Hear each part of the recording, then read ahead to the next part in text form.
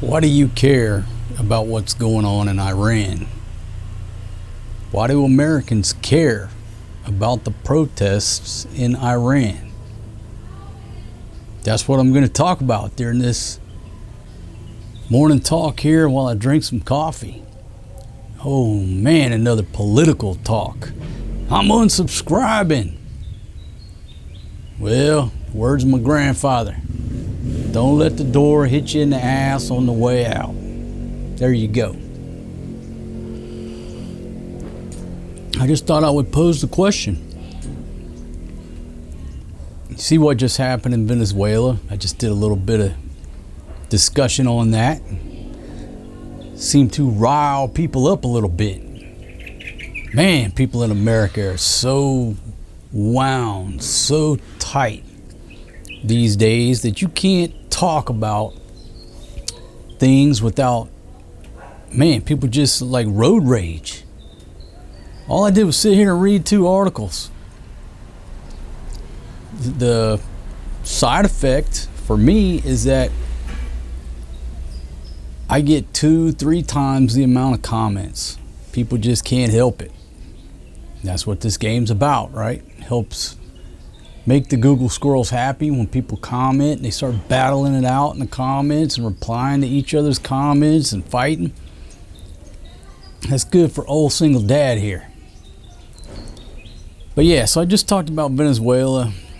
Now you open up the news and you see, not that it is new, but what's going on in Iran. You got the president making statements about Iran.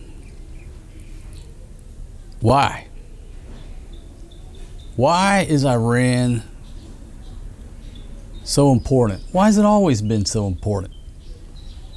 Now look, I'm going to tell you right up front, for everybody who's going to get triggered, who's going to start attacking the messenger and not the message, I don't know everything. Nobody does. My main objective when I do most of these videos is just to invoke thought in you, the viewer, set a forum where you can leave your opinions down below. I read those comments and I learn more from the comments than I learn from doing research, my limited research for the video. And if I can at least invoke thought about one thing I say or one point that I bring up and you learn something that you didn't know, okay, I consider it a win. That's how I look at things. Don't get too wound up about it. All right? I'm setting the forum. I'm just loosely bringing out what's going on from a redneck hillbilly's point of view. The most simplistic point of view that you can come up with. A redneck from the backwoods of Mississippi, where most of my kin folks, they couldn't point to Iran on a map. Hell, they can't point to Florida on a freaking map. So simplicity, I'm just asking you the question. Why do you care about people protesting on the streets of Iran? Why? To the point that Trump, in one article that the headline I read, it said Trump told them help is on the way. Why do you care? Oh, they're doing this, they're doing that, they're doing that. All right, well, hold that thought. Let me get into about 5 graphs here, pictures, and some statistics. And I'm going to tell you my theory up front. It's that 3-letter word. It's called oil. Now, before you start calling me a bleeding heart liberal, which is not the case, I just like folks to tell me the way it really is. No need to tell me that there's a drug war in Venezuela. Just say, hey, we got to go down and secure the Orinoco oil belt before China does. Okay? We're at war with China. Whether people want to believe it or not, we had to go down there. We have to go down there and secure the world's largest oil reserve. Just tell me that. I'm okay with that. Okay? I get it. We don't want the enemy to go down and get their hands on the world's biggest oil reserve. We want that for ourselves, especially since it's our own hemisphere. Got it. Don't give me no bullshit about drug boats. So let's move on. Iran. Why is it so important? Or if I can get my iPad working here. So let's start out with a graph. Top 10 countries with the largest reserves of crude oil in the world. Okay. Now, I've got a graph, but before I go to that graph, I'm going to go to the CIA World Fact Book. Okay. And this is ranking by country. Who do you think's number one on the list according to the CIA? Little place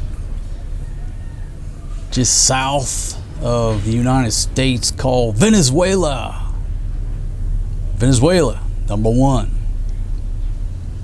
Sort of a coincidence that we're down there fighting a drug war, but at least now they've come out and pretty much said, hey, we're down there because of the oil. And I appreciate that. Number two, Saudi Arabia. All right. We all pretty much know the relationship with Saudi Arabia. Who's number three on the list? Canada. Pretty interesting. The DJT right out of the gate started talking about annexing Canada. But he didn't talk about annexing Mexico. Number four on the list, according to the CIA, of the world's largest oil reserves is a country called, drumroll please, Iran. Okay, so let me start over the beginning and then I'll just go down the top 10. Number one, Venezuela. Number two, Saudi. Number three, Canada. Number four, Iran. Big coincidence, right? Who do you think number 5 and 6? Iraq, Kuwait. Number 7, the UAE. 8, Russia. 9, Libya. 10 is Nigeria. 11 is Kazakhstan. And they got China as number 12 on this list. Now that's according to the CIA World Fact Book from CIA.gov, and it's a 2021 archive. That's just the one I pulled up. Now what I thought was interesting is that if you go to any other graphs, and maybe there was a disclaimer in there, top 10 countries with the largest oil reserves of crude oil in the world. Now this one's got number 1 Venezuela, Saudi, Canada, Iran, Iraq, Kuwait, the UAE, Russia, Libya. But number 10 comes in at the USA. I'm not sure why the CIA World Fact Book omitted the United States on there, or maybe they, I don't know. I guess I should have read further. But the CIA World Fact Book apparently didn't list the United States as the 10th according to the rest of the graphs, and sometimes you'll see them a little bit out of order. Does anybody really know 100%? I'm not an oilologist. I don't know if these graphs are 110% true. I'm just telling you what I read here. I'm not a geologist. I just play one on YouTube. So, do you really care about what's going on in Iran? The protests? Does anybody really care? Now look, I realize there's more to the story. Okay? I realize there's a little bit of rivalry going on between Israel and Iran. I got that. But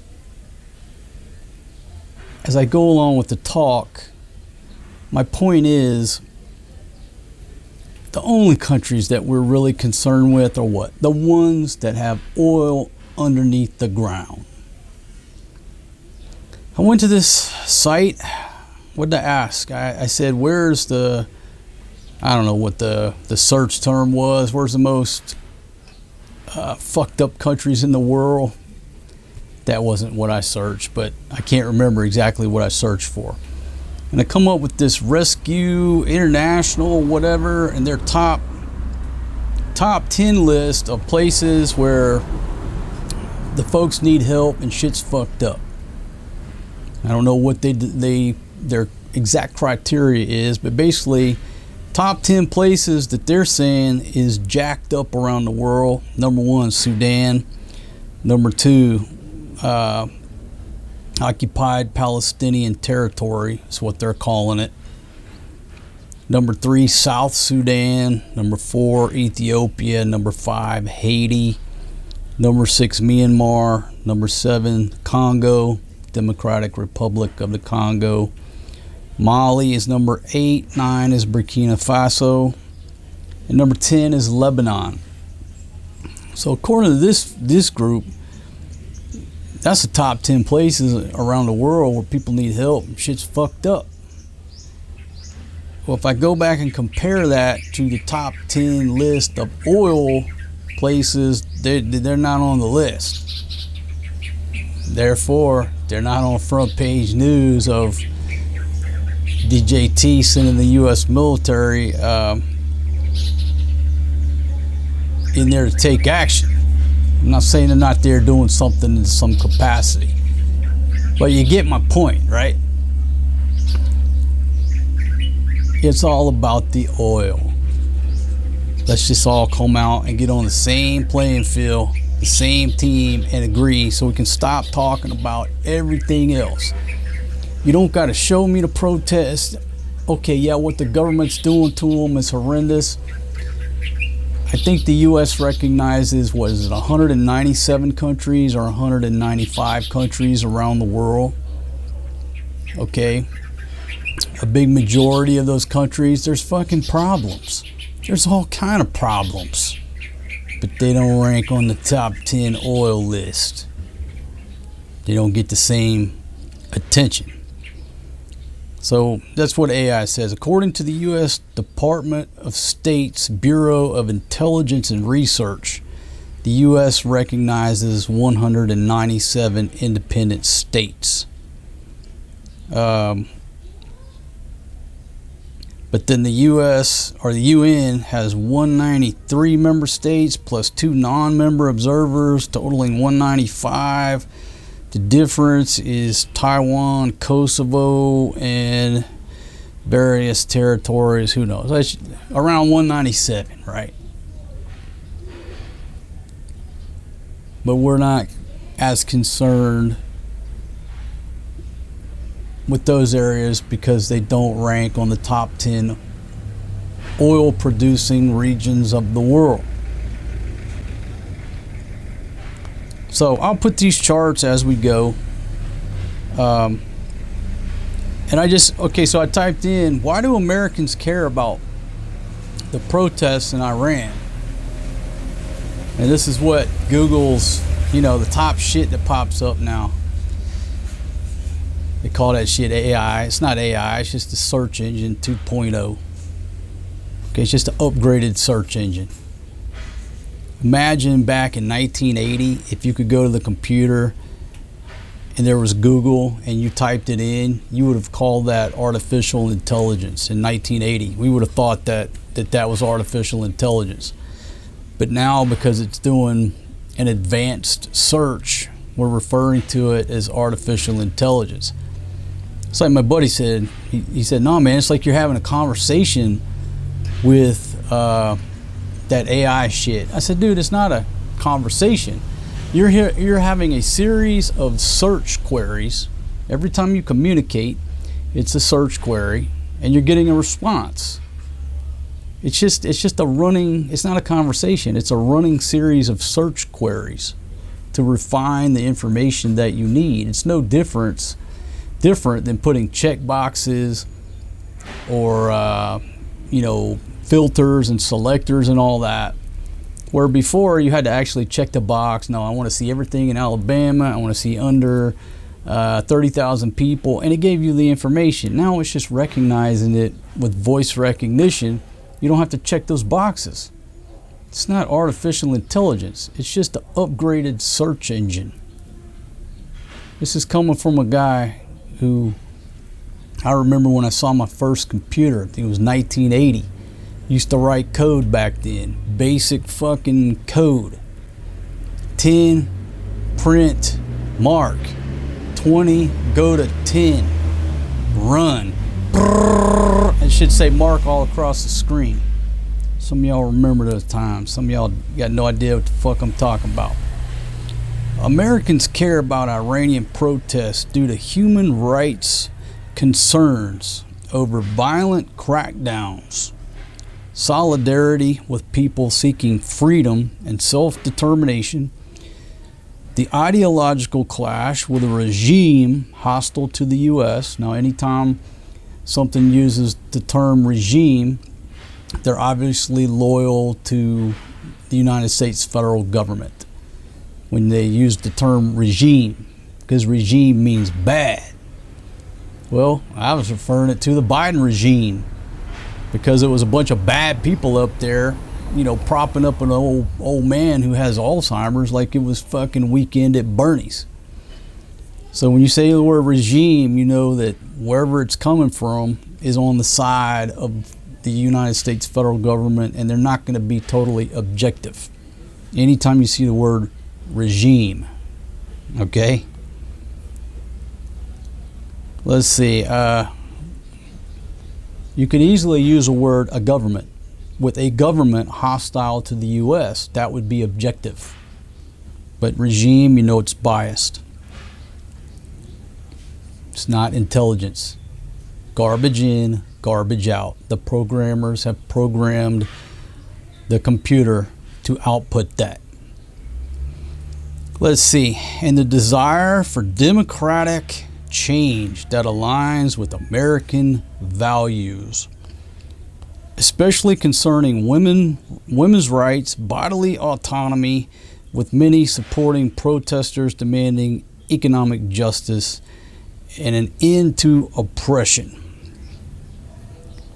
Well, if you break this down, human rights violations. Again, we can come up with human rights violations in every country. Now, I'm not taking a side on this because it'd take me a whole video to explain my point. But an outsider looking at a government agent who just shot an unarmed woman in wherever it was at, I forget. I'm sure all y'all know. They could put that in their own media and their own words as government oppression. You see how that works? And again, I'm not taking a side either way. It took me a video to explain that because I used to be a cop. Me and my buddy were talking about it, right? Maybe I'll do a video properly explain my point, but I don't know all the facts. I'd have to do a little bit more research. Support for democracy. So I'm going to ask you this, and this is the point of this. If I came to you and said, hey man, I need $100 right now. The U.S. government came to you and said, hey, we need $100 right now. We're going to take $100 per American out of your check so we can go to Iran and support democracy and self-determination, women's rights, and economic and social grievances. Just give us the login and the passcode to your bank account so we can take $100 from you so we can go to Iran and help the protesters. How many of y'all would click accept, approved, yes, take my money, because I'm fucking concerned about what's going on in Iran? Most Americans can't point to Iran on a map. A very slim percentage of Americans have ever traveled to fucking Iran. And I use that word, folks, it's just the way I talk, right? It's not in a derogatory sense.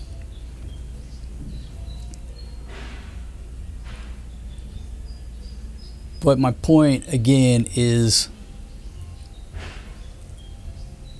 if you sit there and watch Fox News, I talk to my family members who watch Fox News constantly.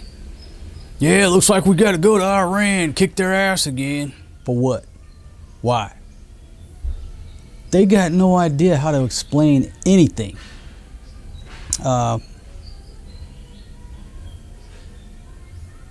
And so if you ask the word why, there's like crickets. We went down to Venezuela and showed them, don't be sending drugs up here.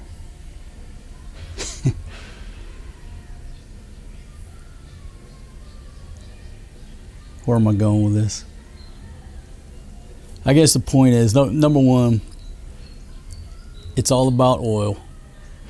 Just don't fool yourself. Don't let them fool you with the propaganda, but they will fool the masses. But some of us dumbass redneck hillbillies, how many times have I been called a dumb redneck in this game? Or a hillbilly or a hick or whatever you want to refer to me as. You may pull the wool over my eyes, once or twice, maybe even a few times, but sooner or later, I ain't falling for no banana in my tailpipe. I guess that's why I just like doing these talks. And my vote is to change the way we teach our children in America, to teach them throughout school, not that we're fighting for freedom and democracy and all that bullshit. It's a 100-year-old marketing campaign. They actually used the fighting for freedom. It was used to sell war bonds back in World War I, World War II. And the people who developed it, that's how they got women into smoking. Okay, they started calling them freedom sticks. They said, hell, if the shit works to sell war bonds and to support the war effort, we can use that on the American people to sell cigarettes. So they started calling them freedom sticks. They paid these women to walk around all these universities and call the media and just paid them to walk around smoking cigarettes saying, oh, it's a freedom stick. I'm free now. Women's rights, all that shit. Next thing you know, the next day, every woman in America is smoking for freedom.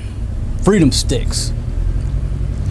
They're still feeding the bullshit, fighting for freedom, fighting for democracy. Let's just change the way we teach our children. These are the statistics. The United States uses more oil than any other country. We need it. We depend on it. Therefore, we got to go get it and secure it by any means necessary. It's vital to our national security, whether you like it or not. There you go. Just tell them the truth.